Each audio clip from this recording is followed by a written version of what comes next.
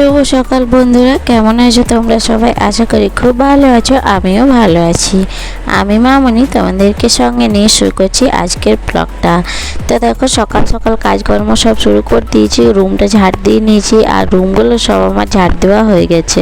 এখন বারান্দাটা ঝাড় দিয়ে নেবো। তার আগে দেখো, আমি এখন এই বাইরে যে তক্তাটা পাতা আছে সেই তক্তাটা বেডশিটটা এখন ভালোভাবে ঠিক করছি। কারণ কি বলো তো, সারাদিন এই বেডশিটটা নোংরা হয়। যখন থেকে আর কি পাতা হয়েছে তক্তাটা, এইখানে কয়েকদিন ধরে, মানে কয়েকদিন না, কয়েক মাস হয়ে গেল তোমার আজ তক্তাটা বাইরেই আছে। ওই 2-3 মাস তো হবে কি তক্তাটা বাইরে আছে, জানো তো। ওই যে কাজ চলছিল সেই কারণে, তো সেই জন্য তক্তাটা বাইরে ছিল। তো দেখো, এখন জিনিসগুলো এক এক করে আবার আমি গোছানো শুরু করে দিয়েছি। তো দেখো, তক্তাটা আমি ভালো করে ভাঁজ করে নিয়েছি, ভালো করে বেডশিটটা টান টান করে পাতা হয়ে গেছে আমার। তারপরে দেখো, এই সাইডটা ঝাড় দিয়ে নিয়েছি, পুরো রুম বারান্দা ভালো করে ঝাড় দিয়ে নিয়েছি। আর এখানে তক্তার নিচে আলুগুলো আছে, জানো তো, সবসময় বাইরের দিকে চলে আসছে। তো যাই হোক, দেখো উঠান আমি ভালো করে সব ঝাড় দিয়ে নিচ্ছি, উঠান ঝাড় দেওয়া হয়ে গেছে। এখন আমি সবগুলো ভালো করে মুছে নিচ্ছি। তো যাই হোক বন্ধুরা, স্কিপ না করে সম্পূর্ণ ভিডিওটা দেখার জন্য অনুরোধ রইল তোমাদের কাছে। সম্পূর্ণ ভিডিওটা দেখো, আশা করি তোমাদের ভালো লাগবে। একটা জায়গা জুড়েই তো মুছতে হয়। দেখো, তার মধ্যে আবার অনেক কিছুই জিনিস আছে যেগুলো আবার কি বলো তো আনা হয়েছে বলো। যেরকম ধরো ফ্রিজটা রান্নাঘরে ছিল, সেটা আবার এদিকে নিয়ে এসেছি। ওখানে জানলাটা বন্ধ করা হয়েছে। আর টেবিলটা যেহেতু ঘরে রাখা ছিল, সেই টেবিলটা আবার ঠিক করা হয়েছে। টেবিলটাও কিন্তু যে জায়গাতে ছিল সেই জায়গাতে রেখে দিয়েছি। ওখানে যে টেবিলটা দেখছো, ওই টেবিলটা কিন্তু বাইরে বের করে দেবো, ওইটা রাখবো না। ওইখানে ওই যে বড় একটা আলমারি ছিল, তোমরা দেখে, আলমারিটা মিস্ত্রিগুলোকে দিয়ে কিন্তু কাটা করানো হয়েছে, দুভাগে ভাগ করা হয়ে গেছে, জানো তো। একটা বলছি রান্নাঘরে রাখবো, একটা ওইখানে রাখবো। তো চলো, ওইটা পরে করব। এখন দেখো, সকালে যে নাস্তাটা বানাতে হবে, টিফিনটা ভাই নিয়ে যাবে, অফিস যাবে, ভাই ডিউটি যাবে।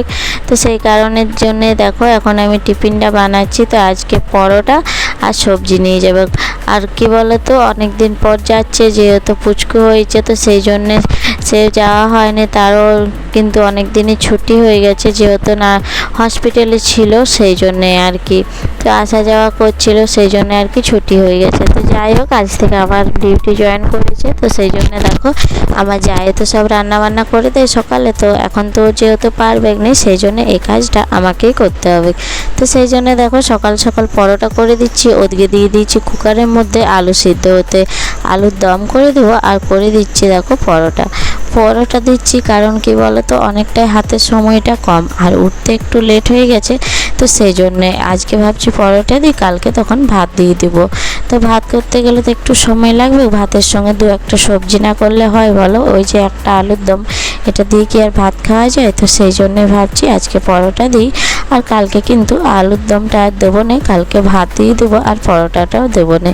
তো দেখো, পরোটাগুলো কিন্তু খুব সুন্দর হচ্ছিলো, জানো তো। আর পরোটাগুলো দেখো কি সুন্দরভাবে শেখাচ্ছে, আর এত সুন্দর পরোটাগুলো লাল লাল হচ্ছে যে কি বলবো।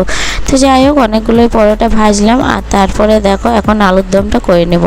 তো আমার ওদিকে আলুটাও সিদ্ধ হয়ে গেছে, শুকনো লঙ্কা ফোড়ন দিয়ে দিয়েছি, আর দিয়ে দিলাম পেঁয়াজ, কাঁচা লঙ্কা, আর দিয়েছিলাম একটা কালো জিরে ফোড়ন দিয়েছিলাম, সেটা আর তোমাদেরকে দেখানোই হয়নি, স্কিপ করে গেছি। তো যাই হোক, তারপরে টমেটো দেখো দিয়ে দিলাম, একটা টমেটো ছিল সেটাও কেটে রেখেছিলাম, সেটাও দিয়ে দিলাম।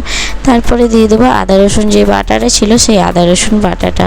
তো তারপরে যা কিছু মশলা লাগে, যেমন ধর জিরে গুঁড়ো, ধনে গুঁড়ো, লঙ্কার গুঁড়ো, আর একটুখানি দেবো দেখো আমি যে আলুর দমের মশলা হয় সেই মশলাটা, আর একটুখানি চানা মশলা আছে, সেই চানা মশলাটা আমি একটুখানি দিয়ে দেবো।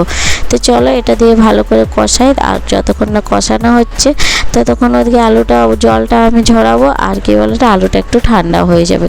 তো মশলাটা জল দিয়ে ভালো করে কষাবো। ভালো করে কষা হয়ে গেলে আলুগুলো কিন্তু দিয়ে দেবো। আর জল দিয়ে একটুখানি কষাবো, নাহলে কি বলো তো, আবার আলুগুলো দিয়ে কষাবো তো অনেকটাই লেট হয়ে যাবে। তো দেখো, এখন দিয়ে দিলাম নুন। আর চলো, তেজপাতাটা বাড়ন্ত হয়ে গেছে, সেই জন্য সেটা দেওয়া হলো না। তো যাই হোক, এখন দেখো সিদ্ধ করা আলুগুলো সব দিয়ে দিচ্ছি। আর আলুগুলোর মধ্যেও কিন্তু আমি একটুখানি নুন দিয়ে সিদ্ধ করেছি, তাহলে কি বলো তো, আলুর ভিতরেও নুনটা যায়। তো সেই কারণে আলুগুলো কিন্তু আমি নুন দিয়ে ভালো করে সিদ্ধ করেছি। তো চলো, সবজিটা হোক আর সব রান্নাবান্না করে নিই। ওদিকে তো পরোটা হয়ে গেছে, তারপরে ভাইয়ের জন্য টিফিনটা প্যাক করে দেবো। আর তারপরে বাকি কাজ যেগুলো আছে সেগুলো করব।